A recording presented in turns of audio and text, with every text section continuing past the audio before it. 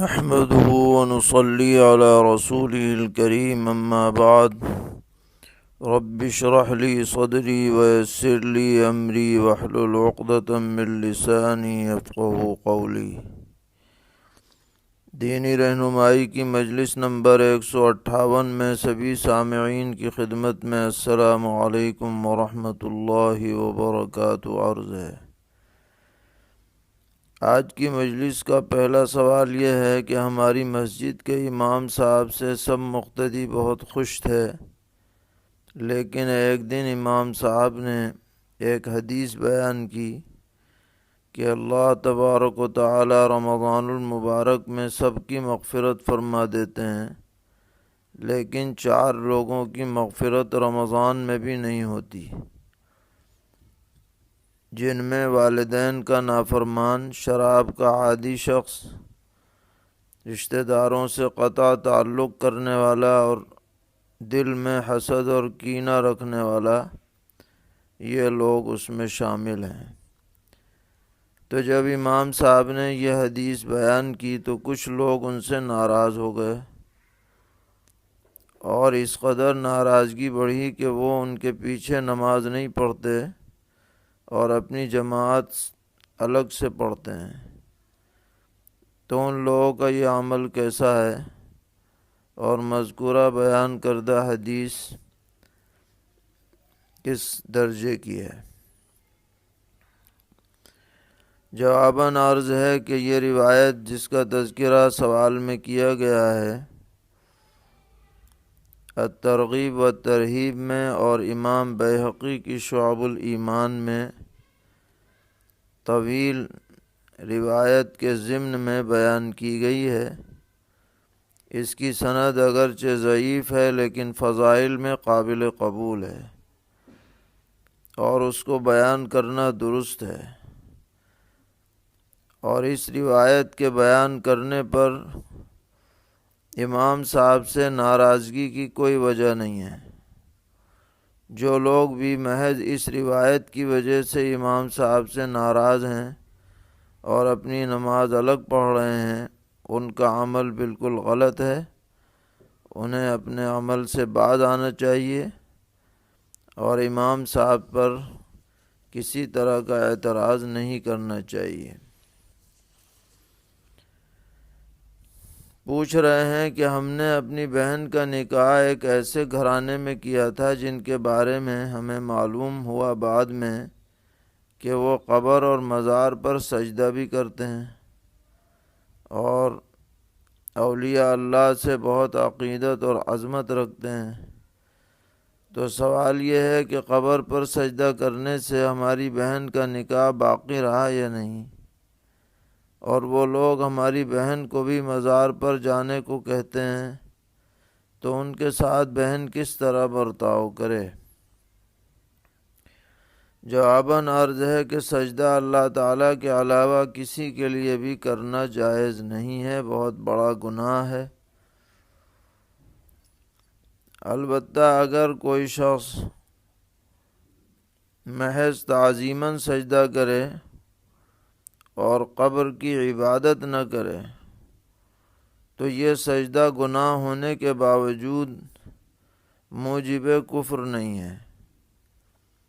اس لیے آپ کی بہن کا نکاح تو برقرار ہے، لیکن اگر وہ اس کو سجدے پر مجبور کریں تو ان کے حکم کی تعمیل درست نہیں ہے۔ جہاں تک بھی ہو، بہن کو اس طرح کی بدعات اور خرافات سے اور گناہوں سے بچنے کی کوشش کرنی چاہیے اور بد عمل میں ان کا ساتھ نہیں دینا چاہیے۔ سوال کر رہے ہیں کہ جو لوگ موسم وبھاگ کے کہنے پر یہ کہہ دیتے ہیں کہ کل بارش ہوگی، تو کیا یہ بھی غیب کی خبر دینے میں شامل ہے؟ جواباً عرض ہے کہ علامات دیکھ کر یہ کہہ دینا کہ کل بارش کا امکان ہے، یہ غیب کی خبر نہیں ہے۔ غیب تو وہ ہوتا ہے جو بغیر کسی سبب کے کوئی بات بتائی جائے اور کہا جائے۔ پھر جو موسم وبھاگ کی طرف سے اعلانات ہوتے ہیں وہ کوئی قطعی اور یقینی نہیں ہوتے ہیں، امکان کے درجے میں ہوتے ہیں۔ بہت سی مرتبہ اعلان کے باوجود بارش نہیں ہوتی، کبھی اچانک ہو بھی جاتی ہے بغیر اعلان کے۔ اصل اقتدار اور اختیار صرف اور صرف اللہ تعالیٰ کو حاصل ہے، اس میں کسی کا بھی کوئی دخل نہیں ہے۔ پوچھ رہے ہیں کہ ایک عورت شوہر سے کہتی ہے کہ اللہ تعالیٰ نے عورت کو مرد کا غلام بنایا ہے، تو اس کا یہ کہنا صحیح ہے یا نہیں؟ جواباً عرض ہے کہ اس عورت کی یہ تعبیر صحیح نہیں ہے۔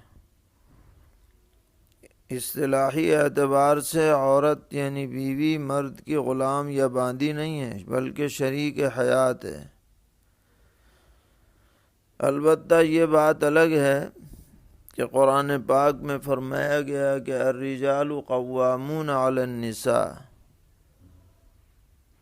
کہ مردوں کو عورتوں کا نگراں بنایا گیا ہے، اور احادیث شریفہ میں جائز امور میں شوہر کی اطاعت کا حکم دیا گیا ہے، تاکید کی گئی ہے۔ تو جائز امور میں اطاعت ضرور کی جائے گی، لیکن وہ غلام باندی نہیں ہے، اس کے بھی اپنے حقوق ہیں، ان حقوق کا خیال رکھنا شوہر پر ضروری ہے۔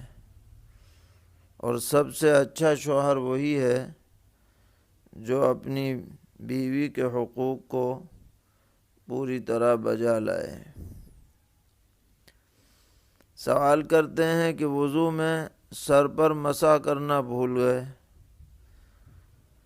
تو بعد میں داڑھی کے بالوں پر ہاتھ پھیر کر اس کی تری سے سر کا مسح کر سکتے ہیں یا نہیں؟ جواباً عرض ہے کہ بہتر یہی ہے کہ الگ پانی لے کر سر کا مسح کیا جائے، اور اگر داڑھی کی تری سے مسح کیا ہے تو بھی فقہا کے ایک قول کے مطابق مسح درست ہو جائے گا، لیکن افضل یہی ہے کہ پانی الگ سے لیا جائے تاکہ متفق علیہ طور پر مسح درست ہو۔ سوال کرتے ہیں کیا جنازے کی نماز وضو کے بغیر پڑھ سکتے ہیں؟ جواباً عرض ہے کہ جنازے کی نماز کے لیے بھی طہارت شرط ہے، اس لیے بغیر وضو کے نماز جنازہ درست نہ ہوگی۔ ہاں کسی عذر کی وجہ سے وضو نہ کیا، تیمم کر لیا تو بات الگ ہے، ورنہ طہارت جس طرح عام نمازوں میں ضروری ہے، نماز جنازہ میں بھی ضروری ہے۔ سوال کرتے ہیں کہ نماز میں جو پہلی رکعت میں سورت پڑھی جاتی ہے، اس کے بعد دوسری رکعت میں جو سورت پڑھی جائے وہ اس کے بالکل قریبی سورت ہونی چاہیے، درمیان میں سورت کا فصل نہ ہو، تو اس مسئلے کی وضاحت مطلوب ہے کہ ایک سورت چھوڑ کر پڑھنا کیوں منع ہے؟ جواباً عرض ہے کہ یہ حکم تمام صورتوں کے لیے نہیں ہے، بلکہ چھوٹی صورتوں کے بارے میں ہے جنہیں قصار مفصل کہا جاتا ہے، سورہ زلزال سے لے کر سورہ ناس تک۔ ان صورتوں میں جب قرأت کی جائے گی تو دو باتوں کا لحاظ رکھا جائے گا، ایک تو یہ کہ بالترتیب قرأت ہو، جو صورت پہلے ہے وہ پہلی رکعت میں پڑھی جائے، جو اس کے بعد ہے وہ دوسری رکعت میں پڑھی جائے۔ دوسرے یہ کہ ان صورتوں کے درمیان جب بھی قرأت ہو تو بلا فصل ہونی چاہیے، مثلاً اذا زلزلہ پڑھا تو والعادیات فوراً پڑھی جائے، القاریہ پڑھی تو الہاکم التکاثر اگلی رکعت میں پڑھی جائے۔ بیچ میں سورت چھوڑنا یہ خلاف اولا قرار دیا گیا ہے۔ بالقصد ایسا نہیں کرنا چاہیے، لیکن اگر کسی وجہ سے آدمی بھول گیا اور پڑھ دی تو نماز بہرحال درست ہو جاتی ہے۔ پوچھ رہے ہیں ہماری مسجد میں تعمیری کام چل رہا ہے، پلاسٹر ہو رہا ہے اور پورے فرش پر پانی پانی رہتا ہے، جس کی وجہ سے ہم یہ چاہتے ہیں کہ اس مسجد میں فی الوقت نماز نہ پڑھیں، کسی اور جگہ پر نماز کا انتظام کر لیں، اور چند دن کے بعد جب یہ پلاسٹر مکمل ہو جائے تو پھر نماز یہاں شروع کر دی جائے۔ جواباً عرض ہے کہ اگر یہ مسجد 2 منزلہ ہے تو جس منزل پر کام چل رہا ہے اسے چھوڑ کر دوسری منزل پہ نماز پڑھ لیں، اور اگر ایک ہی منزل ہے اور کوئی جگہ نہیں ہے نماز پڑھنے کی، نہ مسجد شرعی کے اندر نہ اس کے متصل، تو پھر کسی اور جگہ پڑھ لیں۔ جب یہ مسجد اچھی طرح تعمیر ہو جائے تو وہاں پڑھ لیں۔ تو اس عذر کی وجہ سے یہ صورت اپنائی جا سکتی ہے، کوئی حرج نہیں ہے۔ سوال کرتے ہیں کہ قبرستان کی گھاس وغیرہ ختم کرنے کے لیے کوئی دوا یا کیمیکل وغیرہ چھڑک سکتے ہیں؟ جواباً عرض ہے کہ جی ہاں، ضرورت کے وقت ان گھاسوں کو کاٹا بھی جا سکتا ہے اور دوا اور کیمیکل کے ذریعے سے ختم بھی کیا جا سکتا ہے، شرعاً اس کی گنجائش ہے۔ پوچھ رہے ہیں کہ مطاف میں قرآن پاک کی تلاوت کرتے ہوئے اگر نماز کھڑی ہو جائے اور قرآن شریف رکھنے کی کوئی جگہ قریب میں نہ ہو تو زمین پر موبائل رکھ کر اس پر قرآن شریف رکھ سکتے ہیں یا نہیں؟ یہ بے ادبی تو نہیں ہے؟ جواباً عرض ہے کہ رکھ سکتے ہیں، اس میں کوئی حرج نہیں، کیونکہ اس کے بجائے سیدھے زمین پر رکھنے سے یہ بہتر ہے کہ موبائل یا کسی اس طرح کی چیز کو رکھ کر اس پر قرآن رکھا جائے۔ ادب کا تقاضا یہی ہے۔ اور کوشش یہ کرنی چاہیے کہ جب نماز شروع ہونے والی ہو تو اس سے پہلے ہی کسی الماری وغیرہ پر اسے رکھ دیا جائے تاکہ اس کی نوبت ہی نہ آئے۔ پوچھ رہے ہیں کہ ہماری مسجد میں عصر کی نماز کے بعد دعا سے پہلے فضائل اعمال کی تعلیم شروع کر دیتے ہیں، جس کی وجہ سے کچھ لوگ اٹھ کر بغیر دعا مانگے چلے جاتے ہیں، تو اس طرح ان کا جانا کیسا ہے اور یہ تعلیم کس وقت کرنا مناسب ہے؟ جواباً عرض ہے کہ فضائل یا کسی اور کتاب کی تعلیم نماز کی دعا کے بعد ہونی چاہیے تاکہ کسی کو کوئی اعتراض نہ ہو۔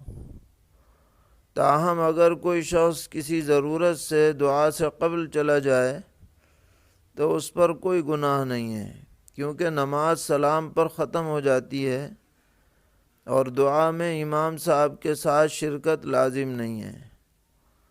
اسی طرح کوئی کتاب اگر پڑھی جا رہی ہو تو اس میں شرکت بھی لازم نہیں ہے، آدمی اپنی ضرورت سے جا سکتا ہے، بیٹھ جائے تو بہتر ہے۔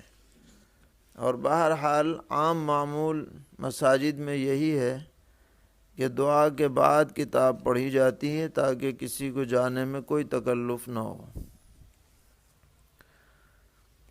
سوال کرتے ہیں کہ ایک شخص احرام باندھ کر عمرہ کرنے مکہ مکرمہ پہنچا، لیکن تکان کی وجہ سے اس نے احرام کی چادریں اتار دیں اور سلے ہوئے کپڑے پہن لیے اور سو گیا۔ 2-3 گھنٹے کے بعد کسی کے کہنے پر اٹھا اور پھر چادریں پہن کر حرم شریف عمرہ کرنے چلا گیا، تو اس پر دم واجب ہوگا یا نہیں؟ اسے احرام کی چادریں نہیں اتارنی تھیں، اگر اتار دیں تو اس نے جنایت کا ارتکاب کیا ہے۔ لیکن چونکہ یہ پورے دن تک جاری نہیں رہا، 2-3 گھنٹے تک اس نے سلے ہوئے کپڑے پہنے ہیں، اس لیے اس پر دم تو واجب نہیں ہے لیکن صدقہ واجب ہے۔ 25-30 ریال صدقہ کر دے اسی نیت سے، اور استغفار بھی کرے۔ معتدہ عدت گزار رہی ہے اور وہ ایک اسکول میں ٹیچر ہے، سرکاری اسکول ہے، تو کیا وہ ایک دن کے لیے اسکول جا سکتی ہے؟ کیونکہ اس کے بعد اس کی 1 مہینے کی چھٹی شروع ہو جائے گی، اور اس وقت جانے سے اس کو کچھ نہ کچھ فائدہ ملے گا۔ جواباً عرض ہے کہ عدت کے دوران بلا شدید ضرورت کے گھر سے باہر نکلنا درست نہیں ہے، اور بظاہر یہاں کوئی شدید ضرورت نہیں معلوم ہو رہی، اس لیے اسے باہر جانا درست نہیں ہوگا۔ ہاں، اگر نہ جانے کی وجہ سے ملازمت خطرے میں پڑ جائے اور اس کے لیے اس کے علاوہ کوئی معاش کا انتظام نہ ہو تو پھر دن دن میں جانے کی گنجائش ہوگی۔ سوال کرتے ہیں، بعض لوگ بغیر کرایہ طے کیے رکشے پر بیٹھ کر اسٹیشن وغیرہ چلے جاتے ہیں، اور جب رکشے والا طے شدہ کرایہ مانگتا ہے تو وہ جھگڑا کرتے ہیں اور کم کرایہ دے کر چلے جاتے ہیں۔ رکشے والا بادل ناخواستہ اس کرایے کو رکھ لیتا ہے، تو ان کا یہ عمل کیسا ہے؟ جواباً عرض ہے کہ یہ طریقہ بالکل غلط ہے اور ایک غریب مزدور پر ظلم ہے۔ انہیں چاہیے کہ یا تو سوار ہونے سے پہلے ہی کرایہ طے کریں، اور اگر طے نہیں کیا تو پہنچنے کے بعد جو بھی وہ مطالبہ کرے اس کو بلا کم و کاست دے دیں۔ اگر اس نے دل سے معاف نہیں کیا تو آخرت میں پکڑ اور گرفت ہو سکتی ہے۔ اللہ تعالی ہم سب کو دین پر استقامت عطا فرمائے اور ہر طرح کے شرور سے محفوظ فرمائے اور دارین کی عافیت سے نوازے۔